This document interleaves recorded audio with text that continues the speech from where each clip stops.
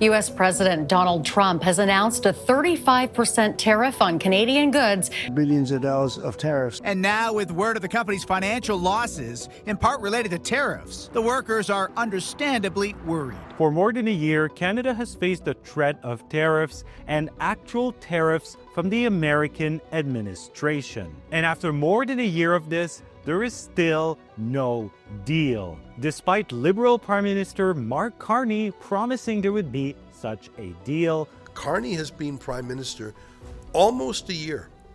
Almost a year. And what does he have to show for it on his essential promise?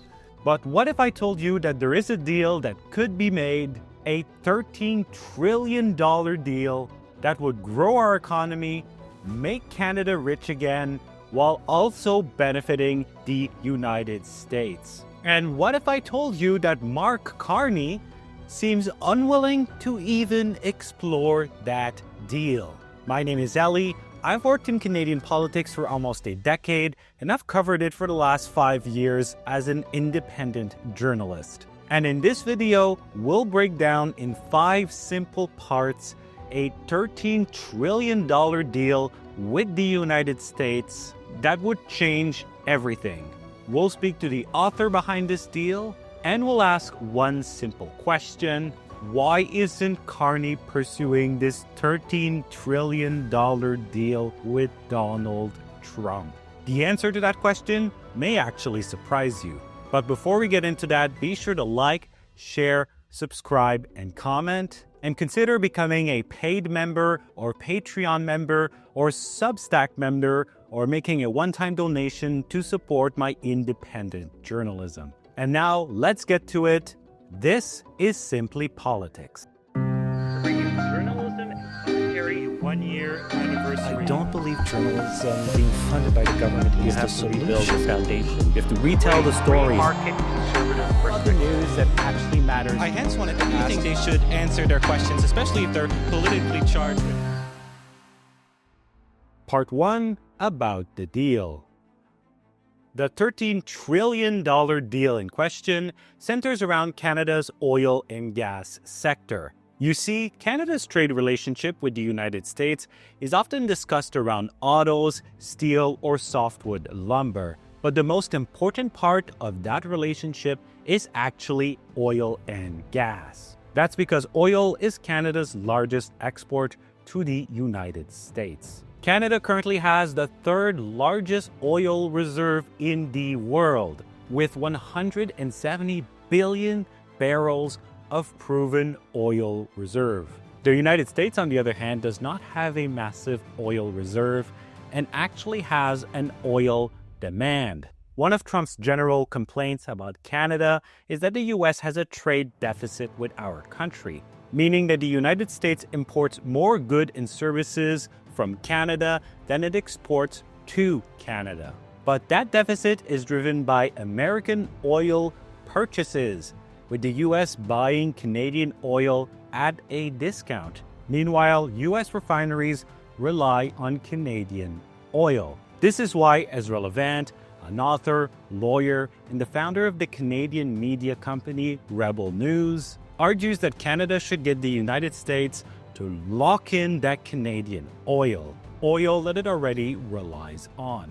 In his book, Deal of the Century, Levant lays out a simple but radical idea: a 50-year, $13 trillion energy deal between Canada and the United States. Levant's proposal is to take what already exists on paper, priority access to Canadian oil and oil at a discount, and formalize it, expand it, and lock it in. Take the oil. It's yours under the Canada-US Free Trade Agreement, and lock in for 50 years. Take all the oil. And when I mean take, I mean produce it, pay for it. The bottom line is simple. The strategic, economic, and financial reality is already there.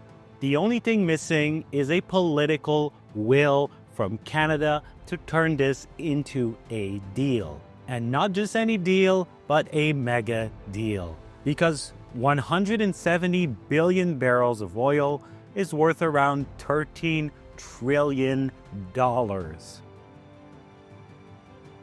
Part 2, the context. Before we get into more of the opportunities that this mega deal would bring to Canada, we need to talk about the context that makes this sort of deal essential. The truth is, Canada is losing leverage fast, and the Canadian economy is in shambles. The numbers speak for themselves. In the 2000s and 2010s, the Canadian dollar traded above the US dollar, meaning that Canada's dollar was worth more than America's dollar.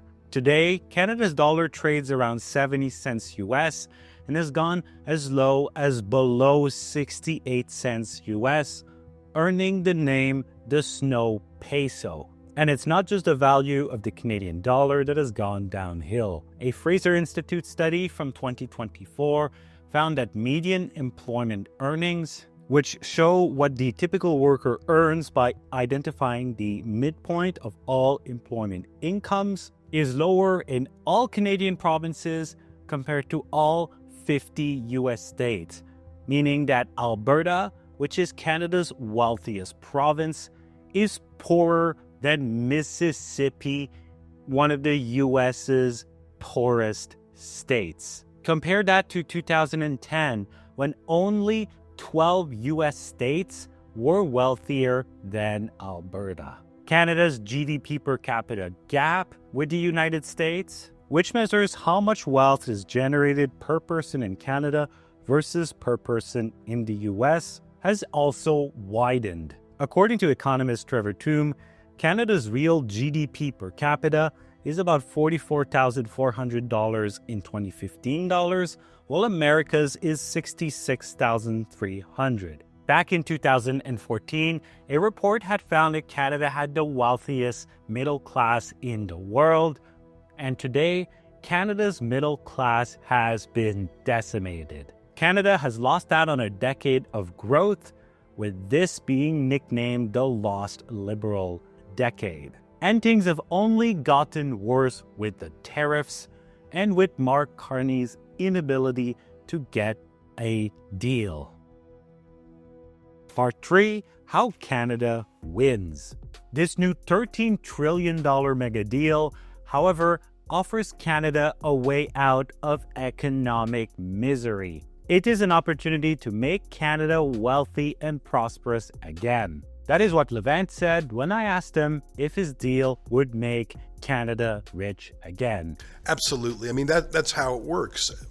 When we're making this oil, and oil is usually traded in US dollars, but they're buying Canadian dollars often to get the oil. That's going to make our economy more powerful. I think it would help the entire country through taxes and royalties, through jobs. In addition to boosting the oil and gas industry, this deal would boost other industries as well, by giving these industries Canadian business not affected by tariffs. Think of the company Prevost, which makes these big, beautiful buses. If you've ever been to Fort McMurray, you'll see they make them in Quebec. There's so many of this Prevost buses. I bet the oil sands are the biggest customer, or at least they were. So it's not just poke a straw in the ground and get the oil. Like I say, it's a heavy industry, it's capital intensive, it's labor intensive. It's what every union member in the country should want. Furthermore, by building new pipelines, it would only further benefit Canadian industry, including the steel industry, which has been particularly hit hard by tariffs. I was in Algoma, I was in Sault Ste. Marie the other day, where 1,000 steel workers were just laid off. That's so painful. That's so sad and hard to see. You know, if you built a pipeline from Alberta to the coast, that's $1 billion worth of steel. If you want to keep the steel factories in Ontario going, why don't you build 3 pipelines? And you build Northern Gateway, you build Energy East, you build Keystone XL. Now you're cooking. That's what I mean by benefiting the country. If you can't have a steel industry if the only revenue is government bailouts, why not build some steel pipelines? It's crazy not to. Part 4, why the US would say yes. What is so compelling about this mega deal is that it also benefits immensely the United States in addition to Canada, and the benefits to the United States are perfectly in line with the America First MAGA agenda of President Donald Trump and the Republican Party. Let me explain. First, by making Canada wealthier, Canada would have more money to invest in its own defense. Currently, Canada struggles to defend itself and relies heavily on the United States. And Canada has failed to meet its NATO commitments, with there having been for quite a while this idea that, well, we don't need to because the United States is our neighbor. Canada probably would agree to pump up our NATO military expenses. Like if you were saying, look, we're doing a $13 trillion 50-year oil deal with you, Canada, will you now buy the F-35? Will you now bulk up your military? Second, it would allow America to reduce its spending overseas. A current major frustration of the America First movement is how much money is sent overseas, specifically to the Middle East, with there being an argument that this money should be kept for American citizens. And it is true that the United States spends an absurd amount of money on the Middle East. But a lot of that money is spent on protecting foreign Middle Eastern oil reserves that the United States relies on. If the United States instead relied on Canadian oil, then it would no longer need to spend all of this money defending oil reserves overseas, and would instead be able to be spent on American citizens in America. I calculated that the U.S. Navy spends about $50 billion a year patrolling the Persian Gulf. What are they doing there? Why are they patrolling the Persian Gulf and not, the Arctic? Well, because the Persian Gulf is where all the oil comes from. So if you apportion the $50 billion a year that America spends securing that oil, that's actually should be added to the price of Persian Gulf oil. But if America doesn't have to worry about that anymore, if America gets all its oil domestically and from Canada, it would be a huge savings financially and militarily. You don't need to protect an Alberta oil sands company against Houthi terrorists. Third, it would lock China out of North American energy. We already know that the Elbows Up movement, championed by Mark Carney, is trying to get closer and closer to China as an alternative to the United States, with public opinion being supportive of this. This is to the detriment of the United States, and arguably also Canada, given that China is a communist dictatorship that has kidnapped Canadian citizens and also imposes humongous tariffs on Canadian products. So this deal is not just an economic one, it's also a geopolitical one. You would deny China access to the oil sands because they've been sniffing around. They want some of that oil sands action. You would buy from Canada instead of from a hostile country like Qatar or Nigeria or whatever. That said, Donald Trump has said in the past that he doesn't want Canadian oil, nor does America need Canadian oil. We don't need them to make our cars, and they make a lot of them. We don't need their lumber because we have our own forests, etc., etc. We don't need their oil and gas. We have more than anybody. I asked Levant his thoughts on this, and he referred back to the point that America does not have the oil reserve that Canada has. America does have a lot of oil, and it's producing more oil than anyone else in the world. That part is true. But it consumes even more than it produces. There's a shortfall. I haven't looked up the stat in a while. My guess is it's around 7 million barrels a day that it's short. So the U.S. is producing about 12, 13 million barrels, but it needs about 20 million. Those are rough numbers. So where are you going to get the missing part? You can increase production in the Gulf of America, in Texas, in Alaska. Sure you can. And maybe over time you'll get another 500,000 barrels a year. Okay, that's going to take you 15 years.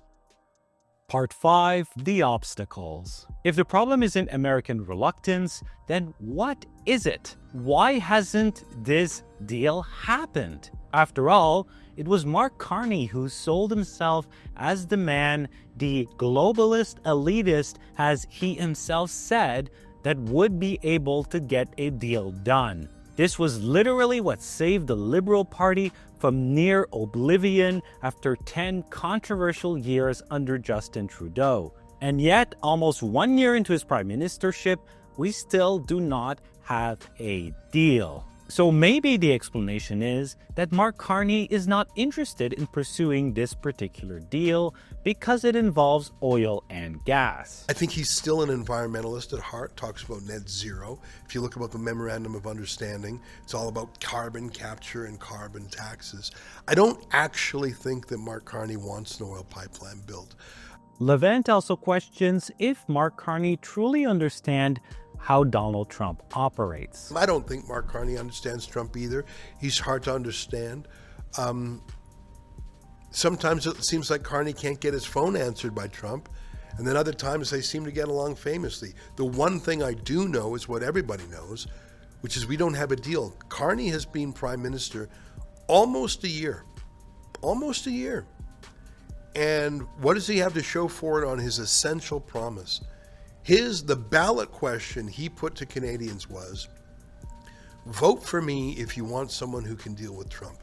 It should be noted that before Mark Carney became prime minister, he served as a United Nations climate change envoy.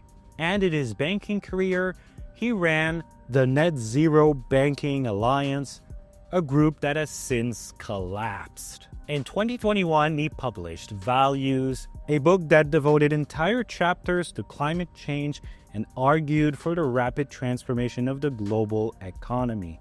Carney also recently dismissed pipelines as boring. One of my questions was, is this pipeline going to come? So boring. It's not actually. It is. It is. Now, there are people and arguments out there that say that Canada should move past oil and gas because of the environmental impacts that this industry has. I decided to ask Levant his thoughts on those arguments. Well, one day we will invent a fantasy fuel of the future that's perfect in every way, other than it doesn't exist right now. Every source of energy has its pros and cons. We don't have the lithium crystals yet. So until we do, I got to fill up my car sometime this week with gas.